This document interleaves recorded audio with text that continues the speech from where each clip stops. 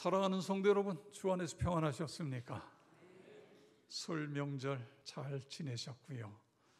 네, 저도 고향에 다녀온 후에 집에서 쉬기도 하고 또 교회에 나와서 기도도 하고 책도 보며 재충전하는 그런 시간을 가졌습니다. 하나님의 말씀이 내 마음속에 가득 차 있다. 그러면 어떤 일들이 일어나지요? 여러분의 마음속에 살아있고 능력 있는 좌우의 날선 검보다도 예리한 하나님의 말씀이 여러분의 심령에 충만히 임할 때 어떤 일들이 일어나고 있습니까? 한 자매의 간증입니다. 그 자매는 한국 여자 국가대표 축구 선수입니다. 2010년 20세 이하 여자 월드컵 대회에 선수로 출전해서 동메달을 땄습니다.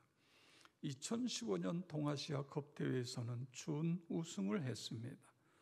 그 자매의 이름이 서현숙이고 그리고 모태신앙입니다. 어려서부터 엄마와 함께 교회에 다녔어요. 그래서 예수님이 나를 위하여 십자가에 못 박히시고 그리고 부활하셨다는 것을 알고 있었습니다. 그런데 그 부활의 주님을 인격적으로 만나지는 못했습니다. 여러 해 전에 여름 수련회 때에 그 부활의 주님을 체험한 거예요. 그 주님이 나의 주인 되어 주심을 깊이 깊이 깨닫게 되고 그리고 체험했습니다. 그리고는 그때부터 나는 이 축구를 통해 예수 복음을 전하겠다는 그런 목적을 세웁니다. 한양여대에 입학해서 그래서 그곳에서 지금 잉글랜드 첼시에서 뛰고 있는 지소연 선수에게 전도해서 이 선수가 예수를 믿게 됩니다. 그곳에서 열심히 친구들에게 복음을 전해서 나중에는 이 축구 선수가 23명인데 23명 중에 20명을 전도한 거예요. 그래서 20명이 같이 함께 기도하고 같이 함께 예배드리고 그리고 나아가서 게임을 하고 그렇게 되어졌습니다. 2010년 20세 이하 여자 월드컵 대회에 엔트리 23명 중에 함께 기도하고 예배를 드리던 그 선수 중에 11명이 뽑히게 되어집니다. 그녀는 지금 실업팀에서 역시 동료들에게 복음을 전하며 열심히 축구 선수로서 국가대표 오른쪽 수비수로 보다는 예수 복음을 전하는 축구 선수로 더 유명해져 있습니다. 여러분이 인터넷에 들어가서 서현숙 축구 선수 서현숙을 치면 이 서현숙 선수가 활동하는 여러 가지 내용들 그리고 대광 고등학교에 가서 학생들에게 남학생들에게 지금 나이가 23인데 복음을 전하는 내용이 나와요. 그런데 얼마나 똑부러지게 복음을 잘 전하는지 깜짝 놀랄 정도로 그렇습니다. 저는 이 선수의 이야기를 듣고 또 인터넷에 들어가서 보면서 그런 생각을 했어요. 예수님을 인격적으로 만난 이후에 그녀는 지속적으로 하나님 말씀 가운데 거하는 그런 삶을 살아가고 있는 것입니다. 자기 동료들끼리 모여서 같이 기도하고 같이 성경 읽고 같이 하나님께 예배를 드리면서 그러면서 계속해서 말씀 가운데 거하는 훈련을 했어요. 그러다 보니까 그 하나님의 말씀이 살아있는 말씀이 그녀를 더 지혜롭게 만들어요. 살아있는 말씀이 그녀를 더 유명 선수로 만들고 있는 것을 보게 됩니다. 이제 우리는 사순절에 들어와 있습니다. 사순절 기간 동안 하나님의 말씀에 충만해지셔서 여러분의 삶도 그렇게 되어지기를 주의 이름으로 축복합니다. 사탄 마귀는 그리스도인의 마음속에 하나님 말씀이 거하지 못하도록 방해를 놓습니다. 다시 말해서 마귀의 전략은 우리 그리스도인들이 하나님을 바라보지 못하게 만드는 거예요. 그래서 우리의 귀에다가 속삭여요. 성경 읽어라, 많이 읽어라, 열심히 읽어라, 성경 공부도 해라. 그런데 그 성경을 이성적으로 판단하라는 것입니다. 어떻게 21세기에 성경의 내용, 황당무계한 내용을 어떻게 믿느냐는 거예요. 이해가 되는 부분만 믿으라는 겁니다. 이게 자유주의 신학입니다. 여러분, 예수님을 구세주로 믿지 못하게 하는 이 사단의 전략에 우리가 넘어가면 안 됩니다. 우리를 분주하게 만들고 편견을 가지고 성경을 보게 하는 거예요. 의심을 갖고 성경을 읽게 하는 거예요. 요한복음 5장 38절에 보면 그 말씀이 너희 속에 거하지 아니하니, 그 말씀, 하나님의 말씀이 너희 속에, 이 너희라고 하는 건 유대인들입니다. 유대 지도자들. 유대 지도자들 속에 거하지 아니하니, 예수님께서 유대 지도자들에게 하나님의 말씀이 너희 속에 거하지 않고 있다, 이렇게 이야기하고 있습니다. 여러분, 그들이 어떤 사람들이에요? 철저히 하나님을 믿으려고 하는 사람들입니다. 모세의 율법을 완벽하게 지키려고 노력하는 사람이에요. 성경 말씀을 많이 읽는 정도가 아니라 성경 말씀을 외우는 사람들이에요. 그런데 어떻게 그들의 마음속에 하나님의 말씀이 거하지 않을 수 있을까요? 어떻게 이런 일이 일어나죠? 그것은 성경을 보는 시각이 잘못되어져 있다는 거예요. 여러분, 우리가 의심을 가지고 성경을 읽어보세요. 아무리 성경 공부를 많이 해봐요. 내가 의심하면서 믿지 못하면서 성경을 읽는데 그 성경이 어떻게 하나님의 말씀으로 내게 다가오겠습니까? 특별히 그들에게는 이런 편견이 있었어요. 나사렛에서 어떻게 선한 것이 나겠냐? 나사렛과 왕으로 오신 주님과 전혀 어울리지 않는다. 나사렛은 소외 지역입니다. 북쪽 갈릴리, 그 중에도 비천한 곳으로 취급받는 것이 나사렛이에요. 그래서요, 요한복음 1장에 보면 빌립이 예수님을 만나요. 그리고 예수님을 믿었어요. 그래가지고는 자기 친구 나다나엘에게 찾아갑니다. 나다나엘에게 이야기하는 거예요. 모세로부터 해서 율법에 기록되고 여러 선지자들이 기록한 그분, 내가 메시아를 만났다, 이렇게 이야기해요. 그랬더니 나다나엘이 뭐라고 이야기하죠? 요한복음 1장 46절에 보면 나다나엘이 이르되 나사렛에서 무슨 선한 것이 날 수 있겠냐? 아니, 나사렛에서 어떻게 메시아가 나? 그러다가 나중에 예수님 만나서 나다나엘도 예수님을 영접하죠. 요한복음 7장 52절에 보면 유대교 지도자들이 니고데모에게 말합니다. 찾아보라, 갈릴리에서는 선지자가 나지 못하느니라. 갈릴리 나사렛에서 어떻게 메시아가 나오냐? 그거 잘못된 거다, 이렇게 이야기합니다. 그런데 여러분, 예수님이 어디서 태어나셨어요? 갈릴리에서 태어난 게 아니에요. 나사렛에서 태어난 게 아니에요. 예수님은 베들레헴에서 태어나셨어요. 이걸 저들이 몰랐던 것 같아요. 단지 성장했던 것이 나사렛이지 출생하신 것은 베들레헴이었던 것을 우리는 알지 않습니까? 오늘 이 성경은 우리에게 무엇을 말씀하고 있습니까? 성경을 어떤 시각으로 보느냐, 이것이 너무너무 중요하다는 것입니다. 의심과 편견을 가지고 말씀을 대할 때에는 전혀 신앙의 성장에 도움이 되어지지 않는 것입니다. 우리 자녀들도 마찬가지예요. 여러분, 우리의 자녀 마음속에도 하나님의 말씀이 거해야 됩니다. 우리 잠언 22장 6절인데 다 같이 읽겠습니다. 마땅히 행할 길을 아이에게 가르치라. 그리하면 늙어도 그것을 떠나지 아니하리라. 아멘. 마땅히 행할 길이 뭐지요? 하나님 말씀인 것입니다. 하나님에 대한 바른 지식, 진리예요. 진리. 이걸 가르쳐라. 그러면 그 아이는 나중에 늙어서도 믿음에 굳게 서는 신앙이 된다는 말씀입니다. 어제 백합 유치원에서는 그림 전시회를 가졌습니다. 1년 동안 유치원 어린이들이 그린 그림을 1층, 2층, 1층에서 2층으로 올라가는 복도, 그리고 2층, 3층의 교실에다가 그림을 전시를 쫙 해놨어요. 많은 분들이 와서 보고 사진도 찍고, 그래서 저도 올라가서 쭉 둘러봤습니다. 그런데요, 유치원 애들이 그린 그림인데 제가 초등학교 6학년 때 그린 그림보다 더 잘 그린 거 있죠. 와, 제가 너무 놀랐어요.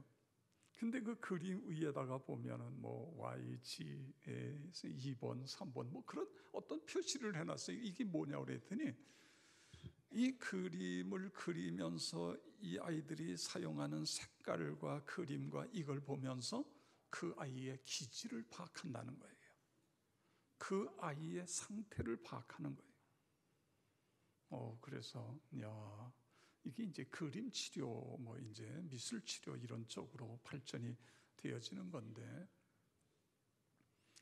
그런데 제가 그 그림을 보는데 오래전에 읽었던 한 글이 생각이 나요. 그 글을 쓴 분은 유아교육을 전공하고 유치원 교사를 하는 분이 글을 쓴 거예요. 근데 이제 이분이 1년 동안에 아이들에게 한 30번 정도 그림을 그리게 한대요. 근데 누굴 그리냐면 엄마 아빠를 그리게 한대요.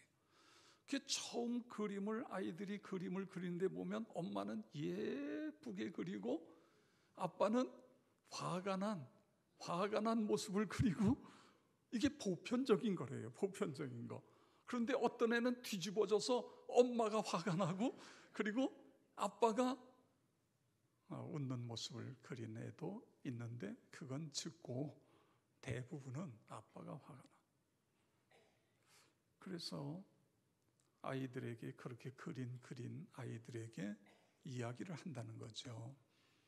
아빠가 많이 화가 난 모습이다. 근데 아빠가 늘 화만 내니? 웃을 때는 없니? 너에게 잘해줄 때는? 이러면서 이 아이의 생각을 바꿔주는.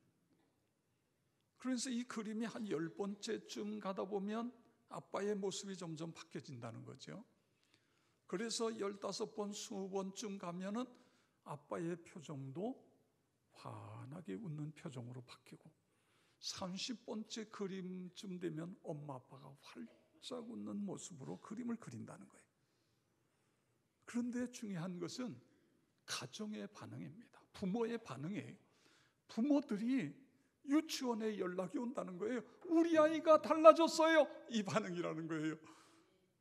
여러분 그렇지 않습니까? 아빠가 늘 화가 나고 이런 모습의 생각을 하고 아빠를 대하는 아이들과, 아빠가 나를 사랑하고 선생님을 통해서 계속해서 아빠는 좋은 분이라고 하는 생각을 갖고, 그러면서 가정에 가서 부모님에게 대하는 자녀들의 태도하고 이게 확 달라진다는 거예요.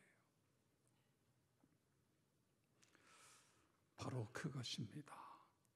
여러분, 왜 하나님께서 우리에게 성경을 주시고 성경을 읽으라고 말씀하시죠? 왜 성경을 묵상하며 살라고 말씀하십니까? 성경을 읽다가 보면 성경의 가치관, 성경의 세계관, 이것이 나도 모르는 사이에 나의 가치관이 되고 나의 세계관이 되어지는 것입니다. 하나님을 그렇게 볼 수 있는 눈으로 바뀌어지는 거예요. 성경을 보면서 그 생각이 달라지니까 그들의 삶이 변화 이루어지는 것입니다. 하나님과 더 친밀해지는 것입니다. 사순절은요, 부활절을 준비하는 절기요, 회개를 통해 영적 성장의 시기인 것입니다. 예수님의 순환과 죽음에 초점을 맞추고 말씀과 기도를 힘쓰는 절기인 것입니다. 여러분 마음속에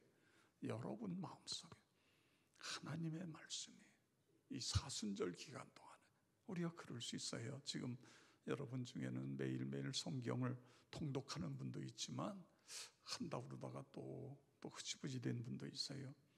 근데 이 사순절 기간만이라도 우리가 집중적으로 성경을 읽는 거예요. 하루에 몇 장씩, 하루에 2장씩 읽으면 마태, 마가, 누가, 요한복음 다 읽을 수 있어요.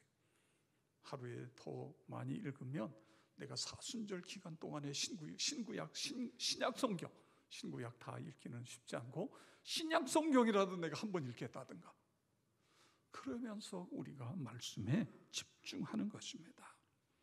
그렇게 되어지길 주의 이름으로 축원합니다. 왜 이 유대 지도자들 마음속에 하나님의 말씀이 거하지 못했을까요? 42절에 보세요. 다만 하나님을 사랑하는 것이 너희 속에 없음을 알았노라. 예수님이 유대 지도자들을 보면서 뭐의 없음을 봤어요? 하나님 사랑하지 않는 것. 하나님 사랑하지 않는 것입니다. 영생을 얻겠다고 열심히 성경을 읽지만 하나님을 사랑하지 않는다는 거예요. 여러분 어떠세요? 여러분은 하나님을 어떻게 사랑하고 있습니까? 마태복음 22장 37절에 보면 내 마음을 다하고 목숨을 다하고 뜻을 다하여 주 너희 하나님을 사랑하라 하셨는데, 오늘 우리가 그렇게 하나님을 사랑하고 있느냐, 그거예요.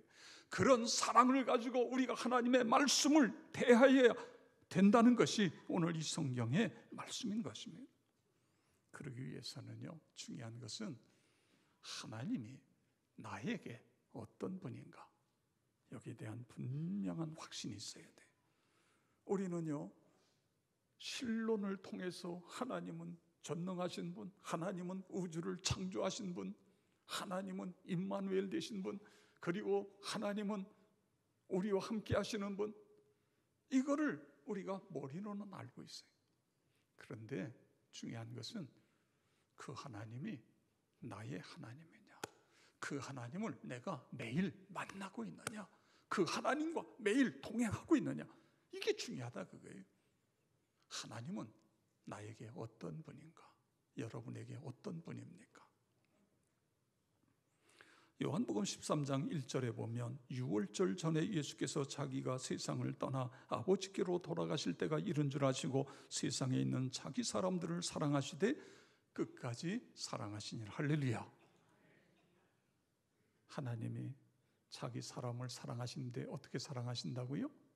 끝까지 사랑하시는 거예요. 여러분 믿으시기 바랍니다. 끝까지 사랑하시는 거예요. 이 말씀에 이어서 그 다음에 나오는 내용이 뭐냐면 가룟 유다의 예수님 배반입니다. 가룟 유다가 예수님을 팔려는 생각을 갖게 돼요. 그때의 성만찬 자리에서 예수님께서 내가 진실로 진실로 너에게 이르노니 너희 중에 한 사람이 나를 팔리라, 이런 말씀을 해요.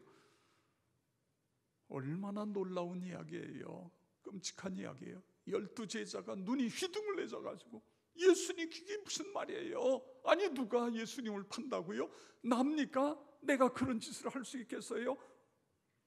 그런데 예수님이 내가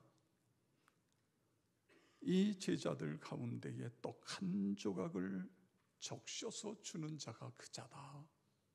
그리고 떡을 떼서 적셔서 가룟 유다에게 주는 거예요. 여러분, 그러면 가룟 유다가 어떻게 반응해야 될 것 같아요? 여러분이 가룟 유다였다면 어떻게 반응해야죠?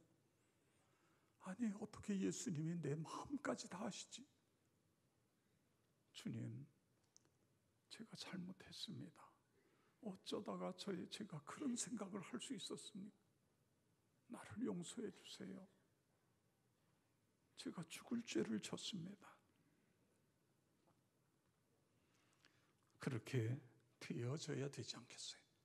그런데 가룟 유다가 일어나서 문을 박차고 뛰어나갑니다. 대제사장에 가는 거예요. 예수님을 파는 거예요.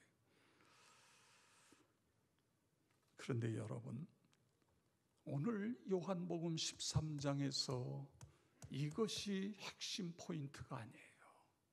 물론 가룟 유다가 은 30에 예수님을 팔았다, 사실이지요. 그런데 오늘 성경은 거기에다가 핵심을 두고 있는 것이 아니라 그 다음에 예수님께서 어떻게 반응하시는가에 초점을 맞추고 있어요. 여러분이 예수님이라면 어떻게 반응하시겠어요? 화를 벌컥 내면서 말해요. 네가 그 정도밖에 안 되니? 내가 너를 선택해서 3년 동안이나 훈련시켰는데 고작 하는 짓이 그거밖에 안 되니? 참으로 한심스러운 존재다.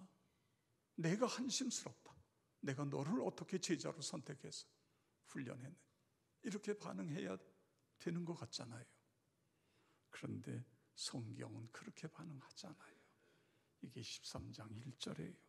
세상에 있는 자기 사람들을 사랑하시되 끝까지 사랑하시니라.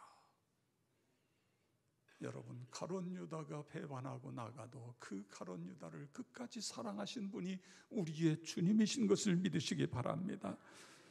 우리가 넘어지고 쓰러져도 그래도 우리를 사랑하시는 분이에요. 실수해서 존귀하신 주님의 이름을 더럽혀도 회개하면 용서하시고 품어주시는 주님이신 것입니다. 실패하고 방황할 때에도 주님은 우리에게 다가오셔서 당신의 능력의 손으로 우리를 꼭 잡아주세요.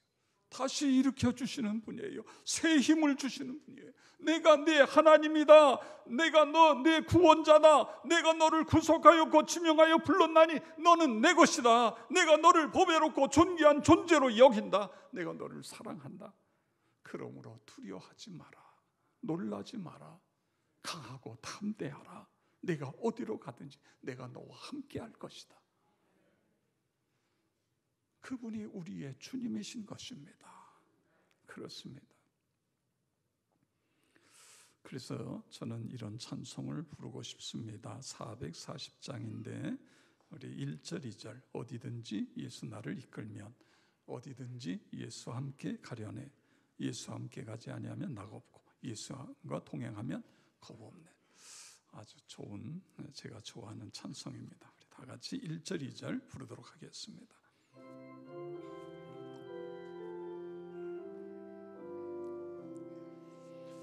어디든지 예수 나를 이끌면 어디든지 예수 함께 가려네.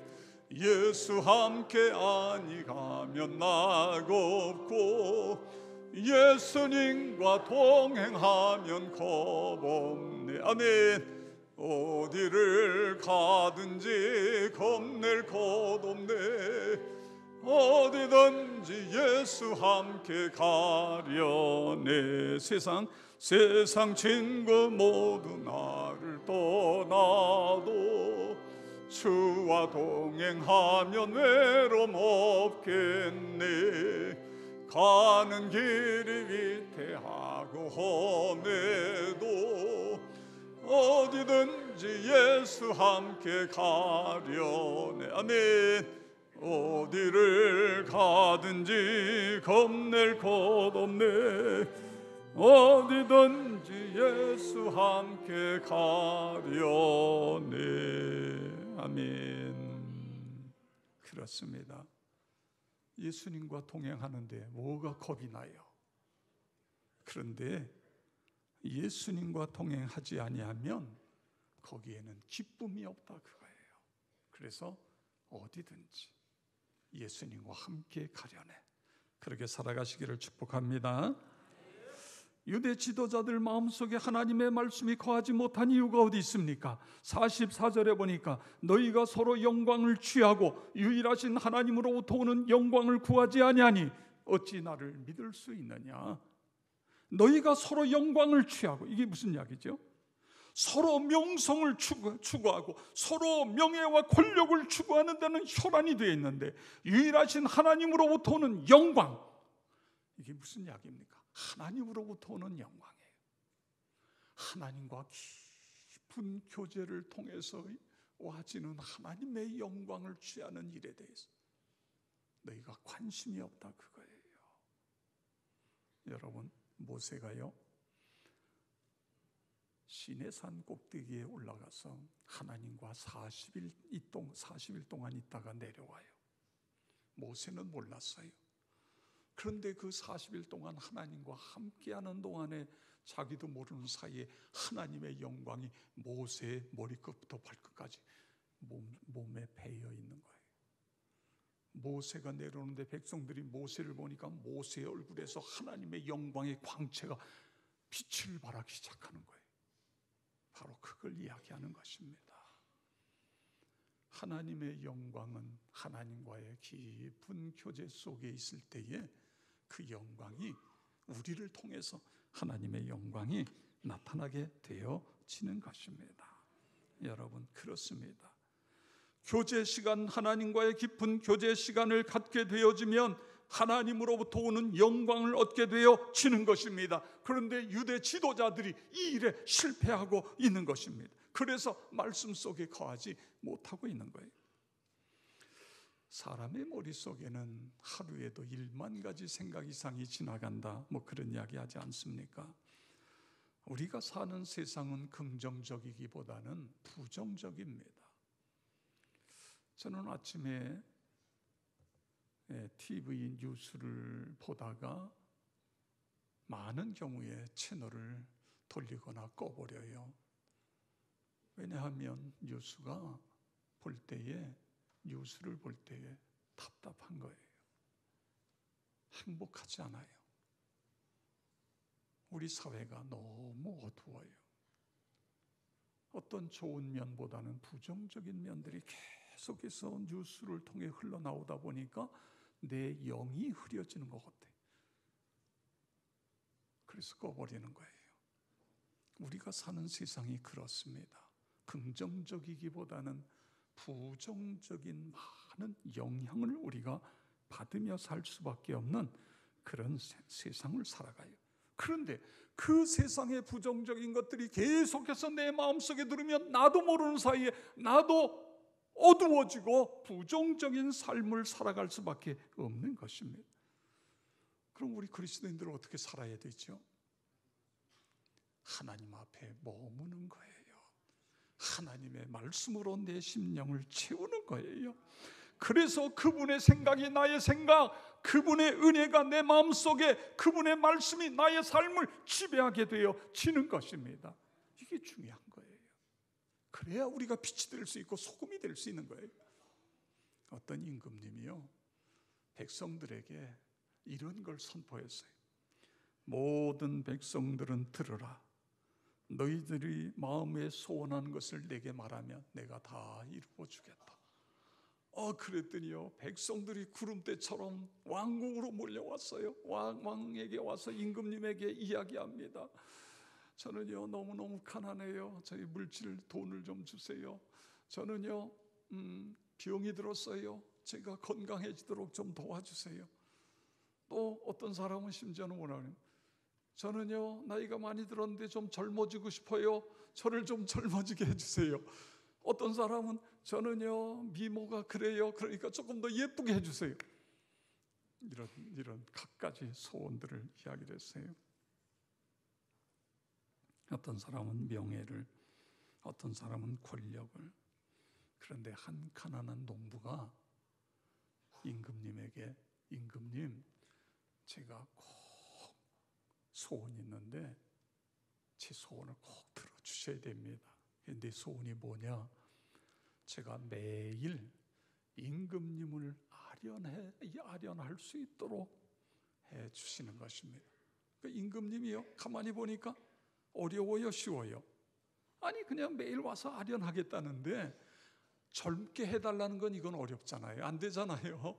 예쁘게 해달라는 것도 이것도 안 되잖아요. 그런데 매일 와서 아련? 그거 그래라. 그런데 여러분, 어떤 일이 일어나요? 매일 임금님께 와서 아련하다 보니까 이웃 사촌이 되는 거죠. 점점 친해지잖아요. 점점 친해지다 보니까 나중에 그냥 자연스럽게 이야기 속에서 이 농부의 필요가 이야기가 나오고, 그러면서 저절로 임금이 그래 그런 거 해줘야지. 그래 알았다. 여러분, 이 이야기가 뭘 이야기합니까? 우리가 믿는 하나님은 임금님이 아니에요. 전능하신 하나님이세요. 우리를 사랑하시는 아버지세요. 여러분, 우리가 하나님 앞에 나가서 하나님, 내게 건강이 필요합니다. 내게 물질이 필요합니다. 내가 좀 더 젊게 살기를 원합니다. 그렇게 기도하는 것보다 더 중요한 게 뭐라고요? 하나님 앞에 머물게 해주세요. 하나님과 더 깊은 교제 속으로 들어가게 해주세요. 그래서 하나님과 대화하다 보면 그 대화 속에서 하나님이 우리의 문제 아시잖아요. 문제를 해결해 주시죠. 우리의 질병을 고쳐주세요. 우리와 함께 하시는 거예요. 그렇습니다. 그런데요, 이걸 가장 잘한 사람이 누구냐? 성경 가운데서 여러 사람이 있겠지만 저는 다윗이 생각이 나요. 다윗이요, 시편 145편에서 이렇게 노래하잖아요. 왕이신 나의 하나님이요, 내가 주를 높이고 영원히 주의 이름을 송축하리이다. 내가 날마다 주를 송축하며 영원히 주의 이름을 송축하리이다. 왕이신 나의 하나님, 내가 주를 높이고 영원히 주의 이름을 송축하리이다. 왕이신 나의 하나님, 왕이신 나의 하나님. 다윗은 하나님을 왕으로 섬기며 살았어요. 그럼 다윗은 뭐가 되죠? 왕자가 되는 거예요. 그뿐만 아니라 다윗은 여호와는 나의 목자시니 내게 부족함이 없다. 목자이신 하나님이 푸른 풀밭으로 인도하시고 쉴만한 물가로 인도하시고 사망의 음침한 골짜기에서는 해를 두려워하지 않는 것은 하나님이 나와 함께 하시기 때문에 그렇다. 원수의 목전에서도 상을 내게 베풀어 주신다. 그분이 나의 목자가 되시는 하나님이다. 그렇습니다. 그분이 누구예요? 여러분의 목자이십니다. 우리의 왕이신 것입니다. 그렇습니다. 여러분, 이 사순절 기간 동안에 하나님, 제가 하나님 말씀 가운데 거하는 삶을 살아가게 해 주시옵소서. 그러기 위해서는 말씀을 대하는 태도가 중요하다고 말씀드렸습니다. 그분을 왕으로, 하나님 말씀으로 성경을 보는 시각이 중요한 거예요. 하나님의, 그리고 그분을 사랑하는 마음으로, 그리고 그분의 영광을 구하면서 하나님의 말씀을 대할 때 그 말씀이 생명의 양식이 되는 것입니다. 나를 새롭게 하고 하나님과 더 가까워지고, 그래서 은혜가 충만해서 사단 마귀를 물리치고 승리하는 삶을 살아가게 되어져. 여러분 모두가 그렇게 되어지길 주의 이름으로 축원합니다. 이 시간 우리 다 같이 함께 하나님 앞에 통성으로 기도하겠습니다. 그렇습니다. 하나님은 나의 목자십니다. 하나님은 나의 왕이십니다. 아버지 하나님, 그 하나님의 말씀이 내 마음속에 거하는 그런 삶을 살아가게 하여 주시옵소서. 이 사순절 기간 동안 하나님께도 집중하게 하시고 하나님 말씀 가운데에 머무르며 말씀으로 충만한 삶을 살아가게 해 주시옵소서. 우리 다 같이 주여 한번 부르고 통성으로 기도하겠습니다.